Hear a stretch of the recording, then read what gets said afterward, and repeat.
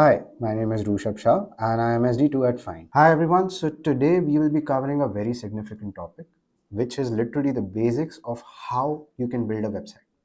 So today the topic that we are going to cover is called HTML tags and attributes. So let's go ahead and without much further ado, let's dive into the topic.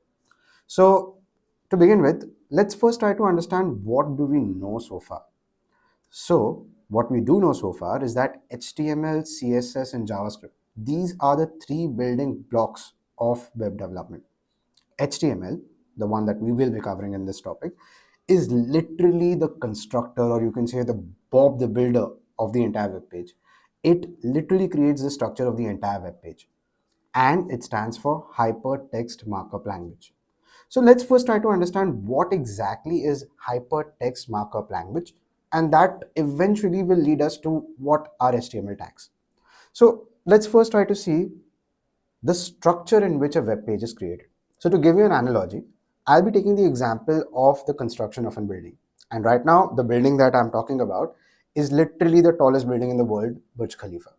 So the very first thing when a person starts constructing a building is that he lays down the foundations. He digs up the earth, he puts in all those pliers, iron rods, and eventually starts building up the structure, right?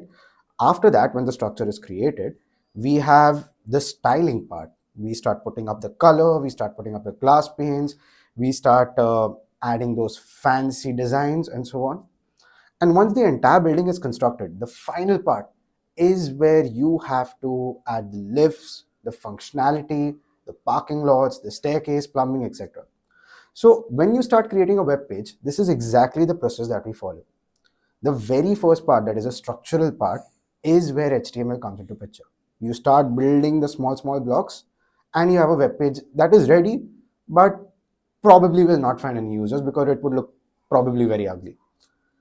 After that, you start adding CSS. So once you start adding CSS, all those disordered, unordered elements start finding their space and they start looking prettier. And finally, for your web page to be appreciated and accepted by your users, you need to have that interactivity. And for that, we have JavaScript. So this is what we've learned so far. HTML, CSS, JavaScript are the three building blocks of a web page. And right now, what we are going to target is HTML. So right now in front of you, what you see is the basic structure of an HTML tag. What are tags? HTML is basically made up of small pieces or small structures which together create a big page, which then gets converted to what you see on the screen. So these small blocks, these very small minute elements are called as HTML tags. So as you see in the screen in front of you, an HTML tag is basically consisting of two elements. The first part is of course by angle brackets and you have an element name. The second part has the same name, but it has got a forward slash right in front of it to denote that this is the end of that tag. And whatever content that you want to add in between this in between these tags is added or is rather rendered on the screen. So right now in front of you, what we have is called a paragraph tag. It starts with a p name, it ends with a p name, and inside that element is the content that you want to show on the paragraph tag. What you additionally see is an ID. An ID is basically a property, which of course we'll be covering later. But for the timing, this is what an HTML tag looks like. As for how this helps in constructing a web page, we will look at an example soon. So HTML tags, from whatever I've told you so far, are basically this. Number one, they are the building blocks of HTML elements. Number two, the web page is built of HTML elements. Number three, every HTML element is created using a tag. A tag starts with the angle bracket and ends with an angle bracket. So you could say the less than sign and the greater than sign.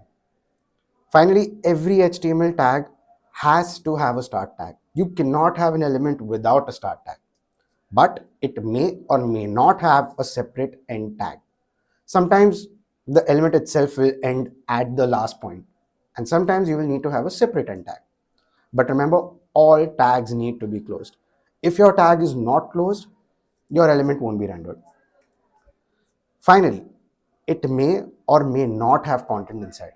Some elements are self-explanatory. For example, image. You don't really need to show a content. The image that you will be displaying is nothing but a property of that tag. So we will also be looking at an example for that. For the time being, remember, not all HTML elements might have content inside. And of course, the very final points, elements can be nested. We'll also have a look at that in a very quick example right now. Before we move to HTML attributes, let me open my VS Code. This is the preferred tool for coding, and I would highly recommend that you have an IDE, that is an integrated development environment for coding. So you see, I've already created an HTML file. Right now it's completely blank, you cannot see anything. So let's start writing. Now with VS Code, what we do have is abbreviations.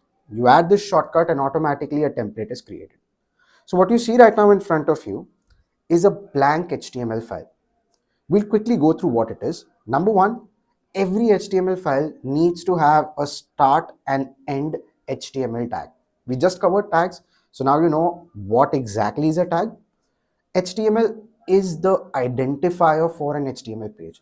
So if there is an HTML page and you don't have the HTML tag, your application or your web page will not be rendered.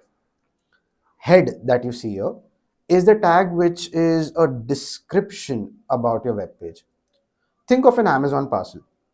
Whenever you've ordered a parcel, let's just say that I've ordered a lot of books. I've ordered 4 books, right? So whenever the order comes to your place, it comes in a brown package. And this brown package is very perfectly sealed and there's a sticker on top of it, correct? The sticker is your head tag. It describes what your content is or what your parcel has, and the books itself are the body of it.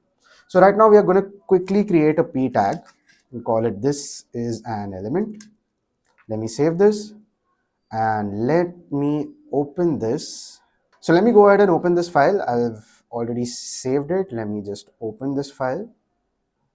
Here we go. And now you see we have our element tag over here. So right now if I go ahead and inspect it, inside my body we have the p tag. Now there are many different types of tags and obviously you will be covering it one by one. But right now I'm going to name, or rather I'm going to show you some of the most important tags that are daily used or that would be daily used in your application. The very first one, of course, is div tag. Div tag itself would sound ambiguous, like what does it do? But div tag basically is more like a wrapper or a section. Let's just say that tomorrow I ask you to arrange your cupboard.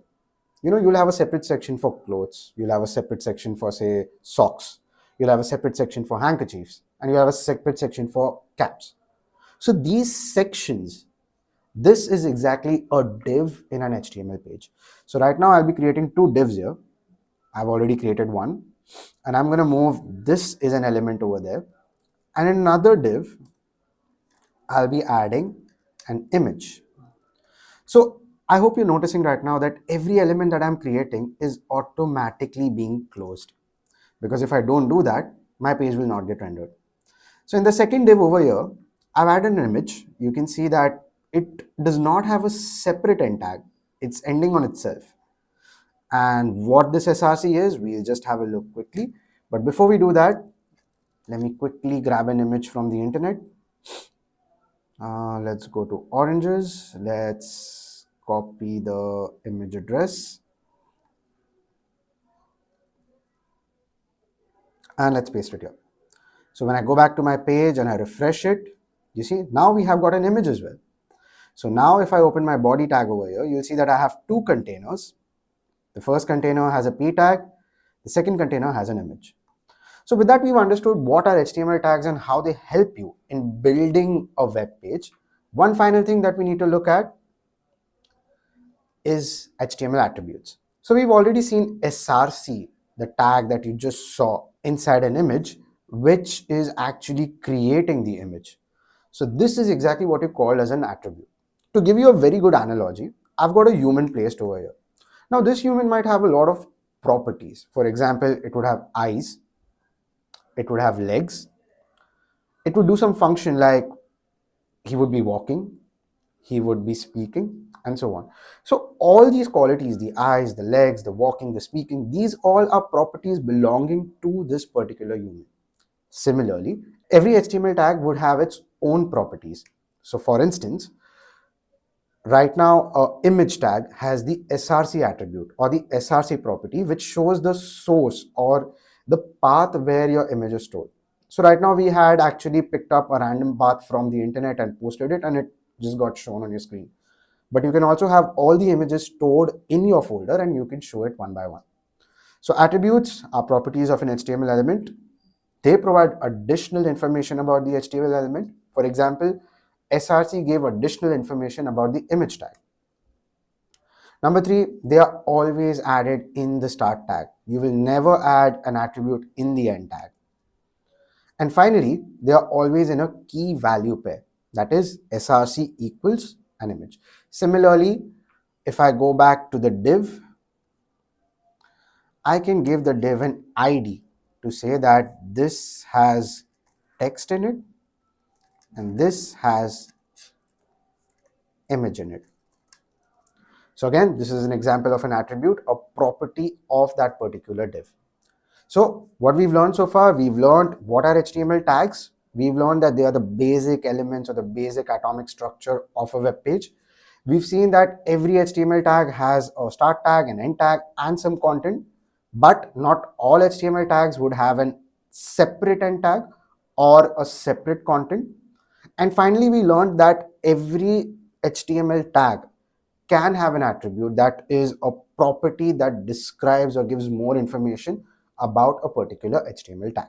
So with this, we've come to the end of this video, and I hope you've learned what exactly are HTML tags, what are HTML attributes, and you can start building your own web page. So please follow Fynd Academy on all the social media platforms to follow more such content and to learn a lot more about web development.